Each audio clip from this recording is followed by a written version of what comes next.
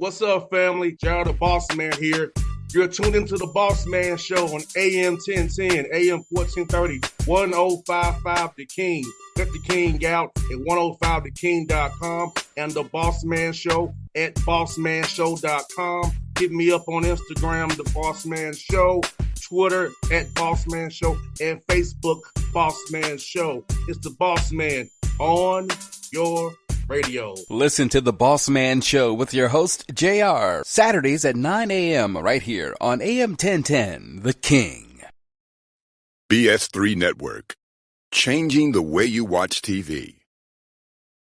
Yes, BS3 Network, changing the way you watch TV, covering content and hot topics from A to Z, sports, music, society and culture, movie reviews, you name it, we have it.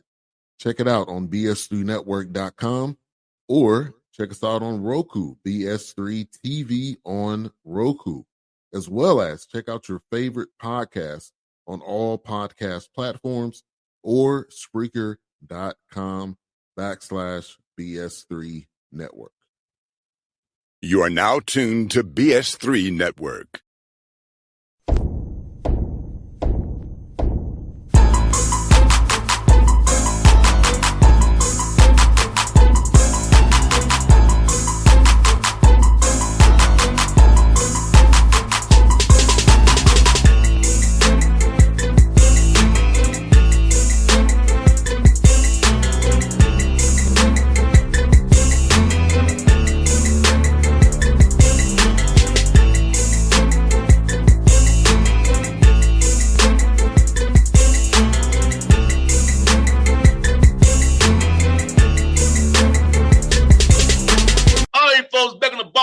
Show, friend of the show, brother, Coach Cuonzo, Martin on the Bossman Show. Coach, good to see you, my brother. How you doing up there in Missouri this afternoon? Great, boss. Always good to see you, man. How you doing? Man, enjoying life, man. Getting ready for this Braves game here later today, and then going to Cincinnati, Ohio for tennis, brother. So got the whole grind coming right now. Braves game, then Cincinnati. What's going on in Cincinnati? Tennis tournament. All the big ones, Serena, Venus, Alcaraz, Center, Tiafoe, all the tennis players that you see doing Wimbledon and all that will be there. That's big time. And what's your role in all this? Courtside reporting, brother. Boss, you doing it all, boss. Yes, getting interviews. That's a blessing, man. Doing what I do here, just live and in color right there. That's a blessing. Congratulations, man. Yes, indeed. And I saw the schedule coming out. I got a circle for you when you go to Kennesaw and Middle and WKU. I'm one of them dates I'm going to see you. Next time I'll see you one of them dates for sure. I will see you. Hey, man, we're looking forward to it, man. Conference is a great league, man. A lot of really good coaching, a lot of length, talent, athleticism, and skill. I love it. Hey, Coach, how did it just change for you to have for guys who target going from the Valley who plays a different way than CUSA? So how has it been for you and your staff? Kind of how the guys who target based on how different the leagues kind of play, per se? Well, the one thing I try to equate it to people that really don't see it a lot to give them a better comprehension and understanding of it. The Missouri Valley was a lot like, Big Ten basketball, physical basketball, kind of grind job, not necessarily half court methodical, but more of a flow, feel, set plays, actions. And I thought Conference USA similar to, ACC, Big 12, SEC, where they kind of up and down and flowing, length, skill, athleticism, physicality.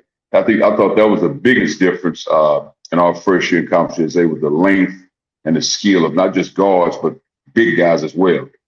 No doubt, man. And a lot of great coaches in the Conference USA as well. A lot of different styles of play. So when you make this schedule that you release here soon, was it about maybe trying to get a little looks of what you'll see during conference play this upcoming year? Yes, we always try to find quality teams. You always want to. There are Division II and III teams that we normally play just to kind of get a feel, but also those relationships. It's hard for those teams to get games. So just to build those relationships. And in some of those games, in hopes of winning those games, and that's the goal, is to get a lot of guys to be able to play in those games to get revved up for your conference. But even the preseason games, we got Iowa State, who's a very talented physical team. We got Tulsa here. We got Oral Roberts. We have UIC, we have Drake. So, man, we have a very good schedule, man, with length, toughness, teams that go hard, different styles, different parts of the country. So, man, we look forward to it, man, because I think we have the capacity to be really good. We just got to do it on a consistent basis. No doubt, man. And Coach, during this time of year is the perfect time for guys to kind of work on their games and get better, become one. So talk about the summer and how for you, with the whole world we're in, this new world we're in, making sure guys are on the same page, becoming one. And then so when adversity hits come November, you know who this guy is next to me. And not like, I don't know this dude. That is the most important thing, man, just togetherness. And I've always been a guy with my high school teams growing up in East St. Louis, even our college coach, Coach Katie, every time we stacked up after the game or after practice, we say, together we attack. And the together is the piece. And I've always held true to that term, together. Everywhere I've gone was at the end of every practice, together we attack. So I think that, and that is at a premium in today's climate. So we always want to be together. We want to have a level of toughness. Then there's a commitment to what it means to be a part of a team. And I always say to guys, man, I said this even before NIL transfer report, I always say, what are you willing to sacrifice in order for you to be good, but more important, in order for our team to be good? And then the last piece in that, I always say, what are you willing to say no to? Because I think a lot of times, we implement stuff on the basketball floor as a team to be better, doing all these things that it takes to be a better basketball player in terms of a team and an individual player. But what happens at night, especially Thursday, Friday, Saturday night, in my history as a student athlete and as a coach, that Thursday, Friday, Saturday night, what are you willing to say no to? It might be best that you go ahead and get in bed at 8 p.m. some nights, And I think that's part of being a great basketball player as well, because you got to commit to something. You also got to say no to something. So it's just as important to me. No doubt that discipline is so important. I think for me, I had an older soul when I was playing because of me having older parents. So for me, I used to be on a regimen, been on a schedule. And I knew personally I was best at football. But on the basketball court, I didn't have the handle. I could rebound, I could run, I could play defense, had no my assignments, do the intangibles, get on the floor, loose balls, just do everything else. I didn't have the handle, but I could shoot and play hard. So getting a young man to understand, first of all, his strengths and weaknesses are in his role, and this one to know what I need to do the work on to get on the court and not make those tricky decisions, like you said, on the weekends, per se, when class is over. Hey, man, I think it's the ultimate separator because everybody putting together to build a great team. Obviously, you have NIL revenue sharing, so now money's involved more than ever. And you have kids coming and going, man. I mean, young men coming and going. But I look at it as a great opportunity, man, to also minister. So if I return 5 guys, 15 guys, lose 5 guys, add 12 new guys, for me, it's a ministry, man. And as a coach, this is what we do. We continue to pour into young men so they can become better men, so they can become better husbands, fathers, and pillars in their communities, man. So, of course, everybody wants to win at a high level, and you implement what you're trying to do to win and be successful. But in the end, what are you also doing to develop that young man's life? And Coach Martin, let me ask you this, man, because you mentioned about the rail share in NIL. I know for me, Coach Martin, at Tennessee State, I was in debt because I was stupid. They had credit card day in the student center, and I had 12 of them. On that one day, Coach. And I paid for it into my 30s, get out of debt. So how do you teach these young men that the money they're making is starter money for their life and not just to go blow it on some shoes, jewelry, women, just traveling. So how do you get the financial piece for these young men so they don't end up like me, being in debt into my 30s because I made poor decisions one afternoon while I was in school? Well, the thing I always say to those guys, there's a cost to greatness. And again, it's not just what you do on the basketball court. It's also how you live your life, the decision making.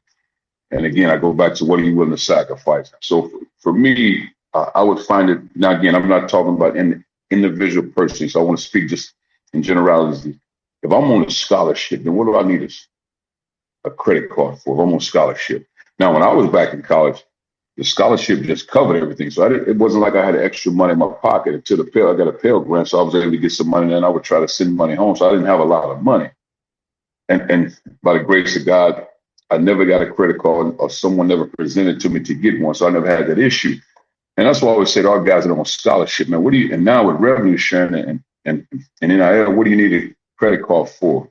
And unless their family has some plan, that's something different. I'm just talking about in general, especially for a young man that come from humble beginnings. if you have money, you don't need that. Let's figure out a way so this money you have can grow.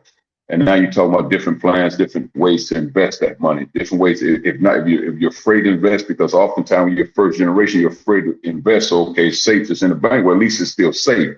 So that's important too, man. So and I always say to the guys, man, so I always say, so say, for example, you want a pair of $1,000 shoes, or you want a $10,000 necklace because you feel good, you generate a little money, you got some money.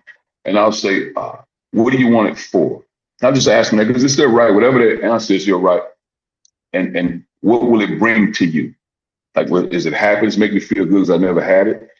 And then what do you think the value of that is 5, 10 years down the road? And again, it's their decision to make. So I'm not trying to make them not do anything. I'm trying to help them understand certain things.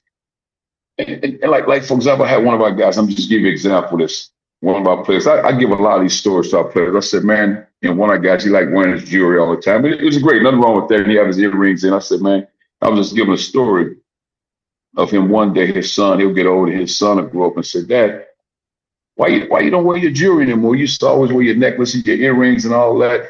And then for his son, he wanted necklace, he wanted to get all these things. Now he's 12, 13 years old. And I said, he'll take his son around the neighborhood and say, okay, write that address down, write that, son. He'll go here, write that address down. Okay, write that one down, write that one down. Then when they get back home, he and his son say, man, Dad, I was tired. Why you have me in the car all day long just going to write all these addresses down? He said, but that's all the property that we own. I gave away all the jewelry so we can own these properties. So that way you can live a great life, and then hopefully you'll have your kids live a great life. And so those are the lessons I just try to give guys. And again, and nothing wrong with all those things if you enjoy those things. But also say to our guys now, what happens a rainy day hits, COVID hit everybody? Do you have enough for 6 months to a year where you can survive? You don't have job opportunities? And those things, I tell them that now, man. I'm not waiting to you if you get a degree or hopefully get a degree or hopefully I become a professional player. And I'm telling you now, man, because the last thing I want is a call from you 5, 10 years from now. I say, Coach, can I borrow $500? And I'm not saying people don't fall on hard times, so I'm not saying that. But let's try to avoid that today so we're not dealing with that tomorrow. Coach, you said a word because here locally in Atlanta, Wellstar had layoff. A well-known hospital in Atlanta, Georgia. So a lot of people lost their jobs, 8 of which who I know personally. One who just bought a house, bought a car, didn't see it coming. So like you said, Coach, you have to be prepared for that day that may come. You never know what this life throws at you. And I have friends who have no idea what happens after 8/31 when they get their last check and their severance. And what you said means everything because you blow it on jewelry, clothes, design, or whatever. You didn't see this happen to you at your job, and now you're scrambling. And I'm doing that right now this week, Coach, from Wellstar, living out 8 people who I know personally. That's a tough blow. And I fight our players all the time, and I don't mean physical fight, but even a tough fight with this man, the value of getting a degree, because somewhere it's been lost. We have our young men and women thinking a degree isn't important. I'm not saying everybody need to go to college. So I'm not promoting that by any stretch. There's successful people that don't go to college. But if I'm a student athlete and I have a chance to get a degree, why wouldn't I get the degree if I have a chance to get it? And I say to those guys, man, look, let's not only just get a degree. Let's try to fight so we can have a successful career. I said, so now you have an opportunity at 45, 50, so I want to retire because I've invested money. Because at the end of the day, man, if you work extremely hard, all you do is work and never really invest, then you worked extremely hard, you made ends meet, and you were exhausted. Now, let's work extremely hard and invest that money. And all of a sudden, you eventually be happy. And I think it's very important because the hard work, it takes what it takes to be successful. That part is understood. But now, how can I move this money, man, so this money can work for me? I think those are the things, especially for us as Black Americans. When you're first generation, you're trying to hoard and save. You're hesitant to invest. You're like, man, I don't want to lose this. Man, you got to let it go, man. You got to trust and let it go. But again, it's also communicating with the right people to make sound decisions, man. So, and that's a lot of stuff that we need, the educational piece in terms of that. And I think we're really doing a great job of it in today's climate. I talked about it before the show, Coach. Tony Delk helped me out. It was him. Hey, man. Tony Delk took me on his wing and showed me how to invest my money the right way. Showed That's a me the blessing, way. man. You know, That's a he blessing. was on the Hawks as a player, but saw me as a young dude and saw me struggling and said, "Let me help you out." Tony Delk, for the rest of my life, I know this is the one man who showed me, he taught me about finance, understand how money works, and got me to That's the a point where I'm blessing. today. That's a blessing, man. We need more guys like not only was a great player, and I haven't been around Tony like that, but everybody says a wonderful man. So that's a blessing. Yes, sir, Coach. And Coach may have his coach for you. I know for me, sometimes I struggle with time management when I was in school as a young man. So how do you help these young men who are there to play basketball and go to school, but also help them learning how to maximize the time in the day, whether it be getting extra shots up, eating the right way, going to class, learning, being a player in the community? How do you teach them about the time management and how their stature at Missouri State really matters? And that community really looks to them for leadership and guidance.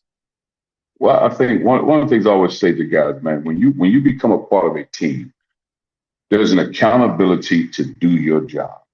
And whatever it is, and for me, that's being committed, is you're part of a team. Being respectful to all walks of life and everybody in this locker room. And then you have to be engaged. Man. You have to be engaged in other people's lives. It just can't be about you when you're a part of a team, because it's a shame on you if you're in a locker room with a guy, you don't know the other guy's last name. You just know his nickname. I mean, think about that. You didn't take time to get invested to know this guy. But also, man, you have to, in life, you have to pursue your purpose and you have to work with a purpose. And I think that is believe and trust in your abilities. You have to believe and trust, because I think what happens, man, sometimes we've been beat up for so long as an individual player. You get to this point where you can't shoot, you're not good enough, you're soft, you're weak, you hear all these things. And then what happens, that becomes a part of you because you start to believe it and you lose confidence. And man, I think the biggest thing is you got to have courage. You have to have the courage to continue to raise your expectations of you, not other people, of you. And then when you do that, you got a chance to do great things, but you got to believe, man. You have to believe whatever it is you try to pursue. You got to believe it, man. And I think the biggest thing I go back to, you have to commit to being successful. Is it exhausting? Will it take a lot out of you? Yes, but it'll be worth it if you commit to it. Coach, you took me back when I got started in this role. I was told, Coach, you can't do it alone. You can't do this. You need to do it this way and that way. And Coach, I got sick of being the intern. I got sick of being the station hand. I was going out and took it myself and did it on my own. And then these same people. Now, were you nervous? Were you discouraged? Were you afraid? Nah, Coach, because I remember I told him I'm a Black Panther. I just said I'm going to do it. Coach, when I put my mind on something, I'm going to do it. When I commit my mind to whatever it is, it gets done.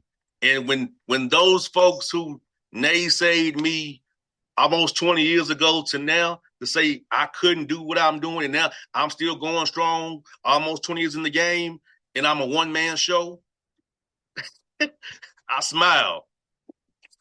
A one-man show. Yeah. I like that. Coach, I don't have no staff. I'm the booker. I'm the accountant. I'm everything here, and I'm cool with that because I have interns, but it's hard, Coach, to delegate because I don't want you to mess up my baby. You know what I'm saying? Yeah, exactly. This is now, boss. So if you're your own man, let me ask you this question: so how do you deal with bad days? I reset it. It's over. I can't. I'm gonna give a tennis terminology. Like you moves at that next point. It's over. I can't dwell on the bad days. Because I don't feel like I have bad interviews. I have bad guests sometimes. You know what I'm saying? Who don't want to who don't want to do it? Or they do it because it's a promotional interview. You know what I'm saying?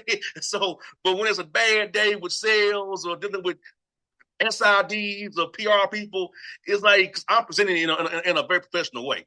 It's usually don't want to do it. So I don't go on it. I find a way around it and I make it work. I like that. Yeah, I said bad guess sometimes. I feel you. You know what's funny? Most of them look like me and you. Wow. Yeah. The bad guess usually look like you, me and you. What? They don't give you the time, or they try to shut it off like you're just wasting their time or something? short answers, not thoughtful, or it was just a list of they just want to get through it. But then I see them on with some other college basketball, college football shows. I'm like, oh, you actually can. And they're pouring out their soul. Yeah. I said, wow. So you don't value an independent black man's platform, but you go on these other ones, and then you miss the congeniality. You miss Mr. Jovial. You got to get cheap out. Yeah. The bear's in your back there. That's sad, but it's true. That's sad. You know, or it's funny. They'll see me doing live period in Lake Point or Hoop Scene or Morrow the JUCO. Hey, what's up, man? Bro, we don't do that.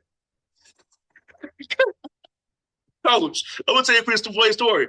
One of your colleagues, D1 coaches, a brother, said to me, "How do you have a wristband and a book? Why are you worried about it?" Wow. Why would he ask you something like that? Because he's a hater. Because he's like, you're not a head coach. You don't know that. Yeah. Why do you have a wristband or book? Now, boy, you didn't punch the guy, did you? I just looked at him like, you're crazy, coach. Good. Thank you, man. Wow. Up in Lake Point, this live period. One of our black college coaches, D1 head coach, wrote about why I have a wristband or book on. That's sad. That's sad. We worried about why I got a wristband in the book. Well, you should be worried about getting some players. Thank you. I say I'm doing my thing, brother. You do yours. I'm living life. Coach, I held back. Because see, Coach, on the air, I'm a very nice person. But I off the air, I can be very cutting deep with you because I was the class clown in high school. So I got jokes for days. I almost said to him, "Will you have a job next year, Mr. Hot Seat?" But I didn't go there. Yeah, boss, I'm glad you held back, though. I'm glad you held back. I was like, we gonna see you on coaching changes. Fire. Wow, yeah, I'm glad you held back, boss. Hey, because coach, that's in me because I'm a jokester and a class clown. I held it back. That's a blessing. blessing. My mind when he was hitting me about why you had a wristband a book. It was funny, coach. It really was. Yeah, man, you can move past them type and keep going. And coach, I got one more for you, Coach Martin. It's from my interns here. They wanted to ask you. They say, Coach, ask Coach Martin, if you was not a basketball head coach, what would your career path be? That's a great question, man. If I was not a basketball head coach, what would my career path be? And of course, we always have to make a living, man. I think I would have a desire, as I've gotten older, I would have a desire to be a principal of a high school in a low-income city area, a principal of a high school, a superintendent of a school system, in one of those type areas, man, where you can help grow the city and just be entrenched in the development of the people, starting from the youth, not only but the children, but the parents. We build a community together, man. I would really enjoy that, man. I would try to create every sport that we can get. Every sport that's available, we would create that sport. Because in hosting, I would look at it as a 20-year plan. And what I mean by the 20-year plan, we would start every sport. We would start working with our youth from day one, doing speeches from the time they're 5 years old, stand up in front of everybody to gain a confidence to speak in public. And then what we'd also do, we create every sport. And then what I would solicit opportunities from the colleges and universities around to get the students that need those internals hours to become part of my coaching staff and all those sports. And host with a 20-year plan where we used to, and say, for example, in East St. Louis, where I'm from, I just use that city, where say for every year we're producing probably 25 kids that go to college in some capacity. Well, when we implement this plan, we get it to where 60 kids going to college, almost 80 kids going to college, 100 going to college in all sports, but also in academia as well. And then you create a different city, different community 20 years later. So I would just have that plan, man, because I think that's part of building a community. Because your school systems are vital, man. Those are the next future leaders, man. Those are doctors, lawyers, the future presidents of companies, president of the United States. That's them, man. But the biggest key is I would really, really, really fight and pray to make them believe they can be whatever they want to be. That would probably be it. Well, Coach, thank you so much, Coach. I'm wrapping up this summer with these interns here. Their last day is next week with me, next Friday. So hope these 5 weeks, so they've learned a lot these last 5 weeks, and they can take them on their communications path as they go back to Georgia State and Clark Atlanta this fall. The last thing I would give them, man, as they navigate, is very important. And they have to understand this. In order to succeed, success must live inside of them. And what I mean by that, maturity to handle criticism. You got to have the maturity to be able to handle criticism. That's one. Have the discipline and integrity of what you will not do. The perseverance and determination when times get really tough. And then ultimately never give up. That's the advice I would give them. Coach, those are hell of a words you gave them, Coach. Thank you so much for your time today, my brother. I look forward to seeing you real soon. I hope to see you down the road. Like I said, I got the schedule already on my circle, so one of them dates I'll be there supporting them Bears with you, Coach. Take care, boss. Enjoy your day. Thank you, sir. See you soon, Coach. BS3 Network, changing the way you watch TV. Yes, BS3 Network, changing the way you watch TV, covering content and hot topics from A to Z. Sports, music, society and culture, movie reviews, you name it, we have it. Check it out on bs3network.com or check us out on Roku, BS3 TV on Roku, as well as check out your favorite podcast on all podcast platforms or Spreaker.com/BS3 Network. You are now tuned to BS3 Network. What's up, family? Gerald the Bossman here. You're tuned into the Bossman Show on AM 1010, AM 1430, 1055 The King. Let the King out at 105theking.com and the Bossman Show at bossmanshow.com. Hit me up on Instagram, the Bossman Show, Twitter at Bossman Show, and Facebook, Bossman Show. It's the Bossman on your radio. Listen to The Bossman Show with your host, JR, Saturdays at 9 a.m. right here on AM 1010, The King.